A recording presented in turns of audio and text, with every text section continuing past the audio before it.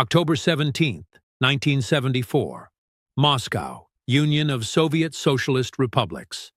The temperature outside the Soviet State Gymnastics Center had dropped to -4 degrees Celsius. Snow was falling steadily over Luzhniki Street. Inside the facility, the air was warm, controlled, sterile. The kind of environment designed for precision, for performance under the watchful eyes of the state. The training hall on the third floor was not open to the public, reserved for elite Soviet athletes, military personnel, and occasionally, very carefully selected foreign delegations. Tonight, 40 people occupied the observation area. Soviet gymnasts who had won Olympic medals, military instructors from specialized combat units, 3 men in plain clothes whose presence suggested they represented interests beyond athletics, and a small delegation from the People's Republic of China, 5 individuals in matching dark blue tracksuits with red trim, sitting together in the second row, silent, respectful. This was 1974, the height of the Cold War. Every cultural exchange was scrutinized. Every demonstration was political. The Chinese delegation had been invited to showcase wushu as part of a broader cultural program designed to ease tensions between 2 communist superpowers. The Soviets wanted to see what the Chinese considered combat excellence. The Chinese wanted to prove their methods had value beyond what Western observers often dismissed as theatrical performance. At the center of the Chinese delegation sat an 11-year-old boy, Jet Li, 4 feet 9 inches tall, 45 kilograms. His face was calm, composed, showing none of the nervousness one might expect from a boy his age surrounded by military personnel and elite athletes. He had already performed twice that week. Demonstrations of forms, acrobatic techniques, the fluid movements that had made him the youngest member of the Chinese National Wushu Team. The Soviets had watched. Some were impressed, some were skeptical. Standing near the front of the hall, arms crossed, was Viktor Volkov, 28 years old, 6 feet 1 inch tall, 95 kilograms of muscle built through 2 decades of training in Sambo, the Soviet martial art designed for military application. Volkov had won the All-Union Sambo Championship 3 consecutive years, undefeated for 6 years, 72 matches, 72 victories. He worked as a KGB close combat instructor, teaching operatives how to disable opponents quickly, efficiently. Volkov had attended both of Jet Li's previous demonstrations. He had watched the forms, the kicks, the acrobatic displays, and he remained unconvinced. In his assessment, wushu was performance art, beautiful, disciplined, but fundamentally disconnected from real combat. Real fighting was about pressure, resistance, chaos. After the second demonstration, Volkov had made his opinion known, not quietly. This is dance. This is not fighting. If this boy faced a real attack, he would not survive. The translator softened the words when conveying them to the Chinese delegation, but the meaning came through clearly. The Chinese coaches stiffened. The Soviet observers shifted uncomfortably. But what nobody expected was that the 11-year-old boy would respond, not with words, not with anger, but with a calm question delivered through the translator. If you believe wushu is not effective, would you be willing to test it? The room went quiet. Volkov turned, looked at the boy, sized him up. The height difference was absurd. The weight difference was absurd. But Volkov's pride was engaged now. What kind of test? Jet Li responded, his voice steady. You can strike me once. A real strike, not a demonstration. I will defend. If I cannot, I accept your assessment. If I can, you accept that wushu has application. The proposal was dangerous. Volkov was a trained combat specialist who hit with enough force to break ribs. Jet Li was a child, 45 kilograms, no protective gear. The Soviet coaches immediately objected, but Volkov raised his hand, silencing the objections. The lead Chinese coach stood, walked to Jet Li, spoke to him quietly in Mandarin. 20 seconds. Then the coach nodded and addressed the room. "We agree to the demonstration. One strike, full power. The boy will defend. If there is injury, we accept responsibility. This is a matter of principle, not politics." The Soviet officials conferred briefly. This was irregular, risky, but it was also an opportunity to prove the superiority of Soviet combat methods. They agreed. One strike, full power, no protective equipment. Volkov would aim for the torso. Jet Li would defend using whatever method he chose. The room rearranged itself. Observers moved to the walls, creating clear space in the center. The polished wooden floor reflected the overhead lights. Outside, snow continued to fall. Inside, the temperature felt like it had dropped 10 degrees. Not from cold, from tension. Viktor Volkov removed his jacket, stood in a relaxed sambo stance, ready to generate maximum power. He had decided on a straight cross punch to the solar plexus, a technique he had thrown 10,000 times. He knew exactly how much force he could generate, but what nobody in that room knew was that Viktor Volkov had made a decision. He would not hold back, not completely. He would strike hard enough to prove his point definitively, to demonstrate beyond doubt that traditional wushu could not stand against realistic combat power. This would be a real strike, delivered with the kind of force he used with heavy bags and experienced training partners. Jet Li stood 10 feet away. No stance, no obvious preparation.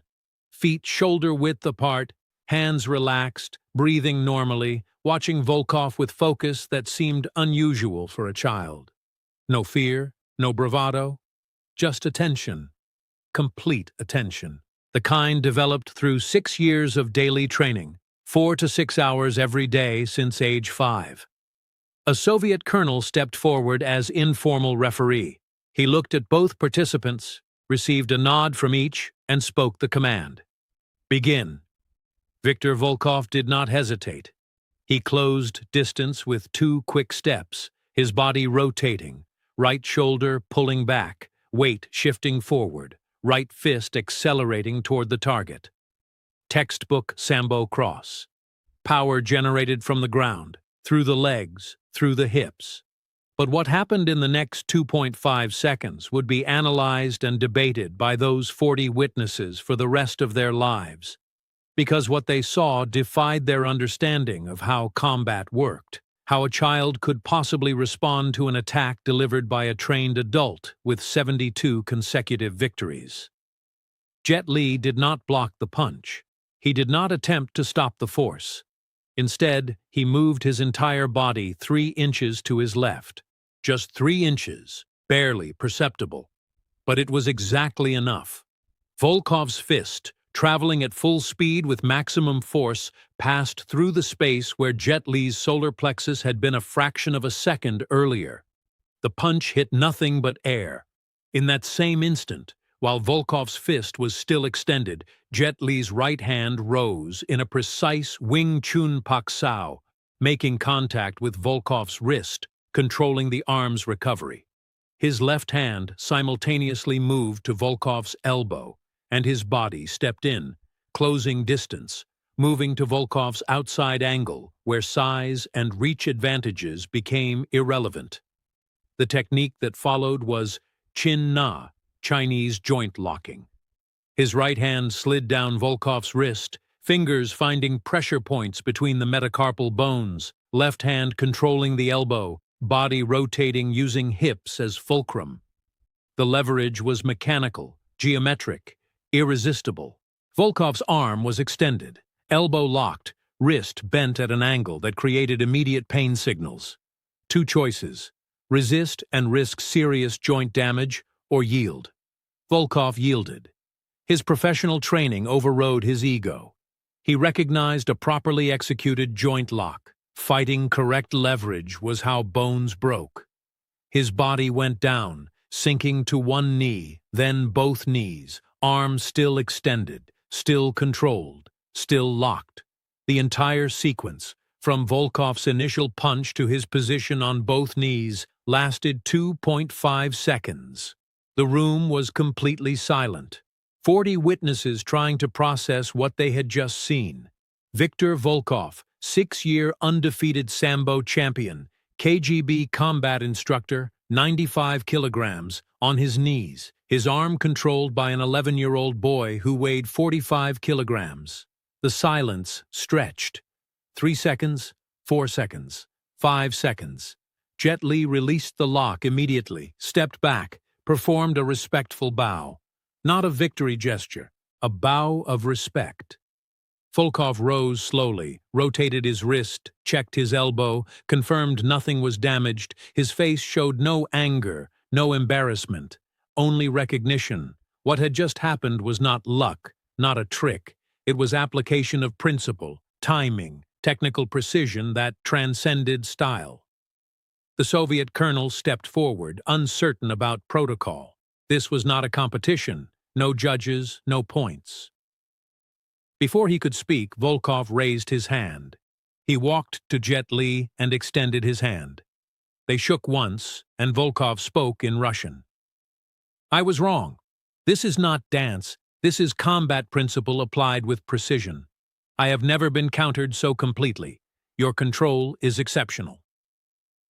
The translator conveyed the words. The lead coach nodded respectfully. Jet Li stood quietly, accepting the acknowledgement without pride. The Soviet observers remained silent. The colonel in charge made a decision. What occurred here tonight was a private training exchange. There will be no official record, no photographs, no footage. This demonstration is concluded.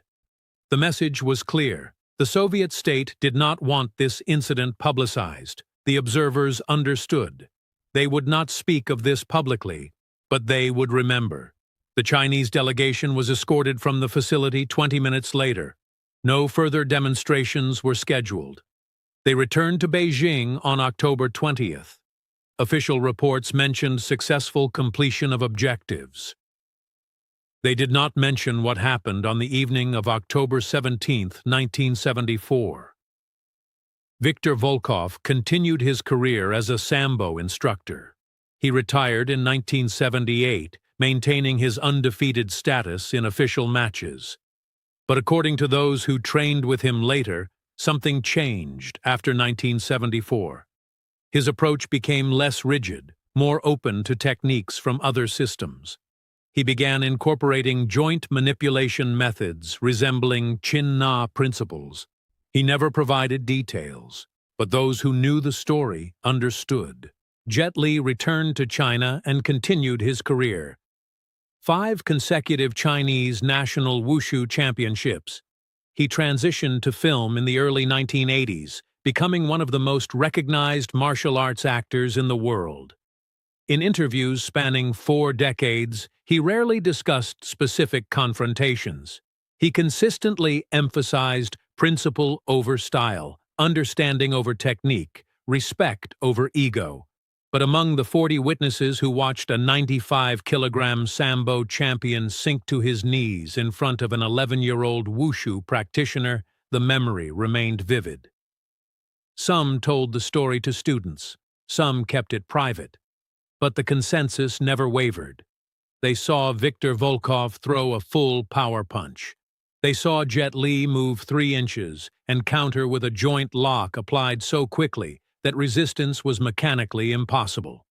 They saw 2.5 seconds that challenged everything they understood about size, strength, age, and combat effectiveness. October 17, 1974.